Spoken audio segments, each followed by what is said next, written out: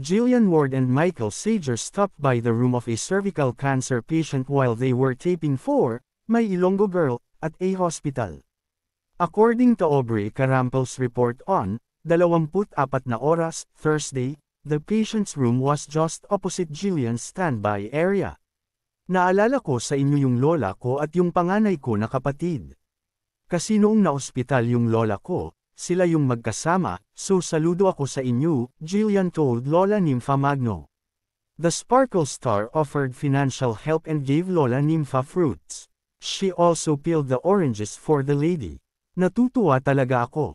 Hulog ka talaga ng Diyos sa akin, Lola Nympha said. Jillian said that her last memory with her late grandmother was before she was taken to the hospital. Nung na-confine na siya, hindi ko na siya nakita. Even when she passed away, hindi pwedeng sumilip sa casket niya kasi COVID-19 patient. So last memory ko sa lola ko ay pinagbabalat ko siya ng oranges, the star of the new gen said. Wala lang, hindi ko na yon magawa for her, so sa ibang tao ko na lang nagagawa.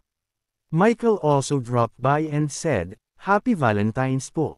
Happy New Year. Kayo po ay lalaban. He said that he told his parents about how Jillian is such a blessing for having a heart to help others. Na-touch ako na very emotional yung ginawa niya kasi it was so unexpected and kumbaga, it really says a lot about her, Michael said. Jillian and Michael star in My Ilonggo Girl, with Ara San Agustin, Lian Valentin, Empoy Marquez, Teresa Loizaga, Arlene Mulak, Richard Cuan, Andrea Del Rosario, Vince Maristela, and Gio Mana.